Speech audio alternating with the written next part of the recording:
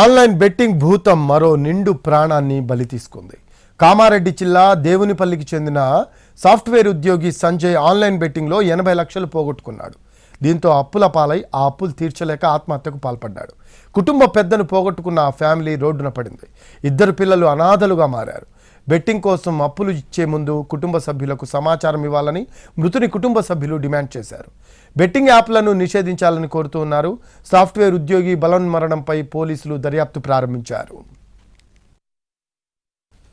ఇదే అంశానికి సంబంధించిన మోర్ అప్డేట్స్ మా కరెస్పాండెంట్ బాలకుమార్ అందిస్తారు.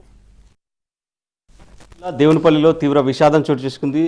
ఆన్లైన్ బెట్టింగ్ల మోజులో ఓ యువకుడు సాఫ్ట్వేర్ ఉద్యోగి ప్రాణాలు తీసుకున్నాడు. ఆ కుటుంబం రోడ్డున పడింది. ప్రస్తుతం మనతో ఆ కుటుంబ సభ్యులు ఉన్నారు. సో భార్య 2 పిల్లలు ఉన్నారు. సో అతని భార్య ప్రస్తుతం మనతో ఉంది. ఎట్లా ఉండేటోడు మా ఇంట్లో ఎట్లా ఉండేటోడు, ఎట్లా ఇది అసలు ఆన్లైన్ బెట్టింగ్ ఎట్లా అలవాటైంది? ఫ్రెండ్స్ అడిక్ట్ చేసిరని అర్థమైంది. ఆయనే చెప్పింది. నాకు ఫ్రెండ్ వాళ్ళ ఒక ఫ్రెండ్ పరిచయం అయ్యి ఇదంతా చేసిండు. దాని తర్వాత నేను డీవియేట్ అవుదామని అవ్వలేనని చెప్పిండు. దానివల్ల నేను రొటేషన్ కాలేదు. ఫస్ట్ ఆఫ్ ఆల్ తీసుకున్నాడు. దాని తర్వాత రియలైజ్ అయినా రొటేషన్ కాకనే ప్రెషర్ ఎక్కువ అవుతుంది. ఫ్రెండ్స్ అయితే పెడుతున్నారు అన్నారు. పర్టికులర్గా పర్సన్స్ అంటూ నాకు తెలియదు. అంటే ఒక 1 lakh ఎబో అడిగితే కంపల్సరీ పేరెంట్ అంటే మదర్ దైనా వైఫ్ దైనా సిగ్నేచర్ తీసుకోవాలి. పేపర్స్ లేకుండా తీసుకున్నారంటే ఎందుకు ఇస్తారు? అసలు ఇచ్చి మళ్ళీ తెలియకుండా ఇవ్వాలంటే ఎందుకు ఇవ్వాలి? మాకు తెలియద్దని టెన్షన్ పడ్డాడు. వాళ్ళు ప్రెషర్ చేస్తున్నారని ఇట్లా చేసుకున్నాడు. మీకు ఎప్పుడైనా డిస్కస్ చేశాడా ఇట్లా నేను ఆన్లైన్ బెట్టింగ్లో పెట్టాను? అది 50 lakhs వరకే చెప్పిండు. అంటే మేము కౌంట్ చేస్తే 50 lakhs వరకు వస్తుంది. ఇంకా ఎక్కువ ఉందంటే బయట ఫ్రెండ్స్ మాకు తెలియదు ఎంత ఎవరు ఇచ్చారు, మాకు ఎవరు చెప్పలేదు. మాకు తెలిసింది అయితే 50 అని మేము ఇల్లు అమ్మితే సెట్ అవుతుంది అనుకున్నాం. అంటే ఏం ఉద్యోగం చేస్తుండే ఫస్ట్లో మీరు మ్యారేజ్ అయినప్పుడు? విప్రోలో చేస్తుండే. విప్రోలో నాన్ ఐటీ చేస్తుండే. దాని తర్వాత సాఫ్ట్వేర్ సైడ్ మేము వెళ్ళాము. హైదరాబాద్లో వర్క్ చేసాము. అక్కడ అలవాటైందో లేకపోతే ఇక్కడనే అలవాటైందో నాకు తెలియదు. ఆ తర్వాతనే చేంజ్ అయ్యింది. సో అంటే మీరు పోలీసులకు ఏమని పిటిషన్ ఇచ్చారు? ఇన్సిడెంట్ బాధకి అప్పులే ప్రెషర్. అప్పుడు ఇంట్లోకి వెళ్ళినప్పుడు అప్పుల టెన్షన్కే పోయిండు. అప్పుడు కూడా కాల్స్ నేను మాట్లాడాను ఎవరెవరు చేశారని. అప్పుడు చెప్పినాం ఇవన్నీ. అంటే అవి రొటేషన్ అయిపోయినాయి కానీ మళ్ళీ వీళ్ళెవరో నాకు తెలియదు. టార్చర్ చేస్తున్నాను చెప్పారు ఫ్రెండ్సే.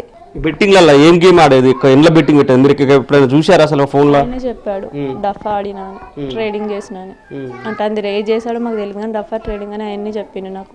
అంటే చాలా మంది ఈ మధ్యకాలంలో బెట్టింగ్లు పెట్టి ప్రాణాలు కోల్పోతున్నారు. అట్లాంటి వాళ్ళకి ఏం చెప్తారమ్మా? ఇప్పుడు మీ కుటుంబం అయితే రోడ్డున పడ్డది, పిల్లలు అనాథలు అవుతున్నారు. చెప్పడానికి ఏముంది? అంత వర్క్ చేసుకోకుండా ఈజీగా తీసుకోవాలంటే ఎందుకు వస్తుంది మనీ? ఈజీగా ఇవ్వడానికి వాడు అడిక్ట్ చేస్తాడు. ప్రమోట్ చేస్తున్నారు వాళ్ళు మంచిగానే. ప్రమోట్ చేసి వీళ్ళు అడిక్ట్ అవ్వడం వల్ల వాళ్ళ వెనకాల ఫ్యామిలీ కూడా ఉంటుంది కదా. ఆ ఫ్యామిలీస్ ఏమవుతాయి? ఇప్పుడు వీళ్ళకి ఏంటంటే ఏం చేస్తున్నామని చెప్తారు.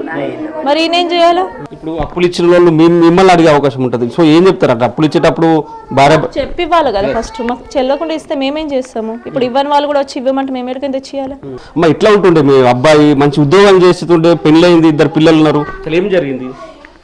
ఏం జరిగిందంటే ఫోన్ మాట్లాడు ఒకటే ఇన్న. నాకు అది పెట్టుడు తెలియదు కదా సారు, నాకే తెలియదు.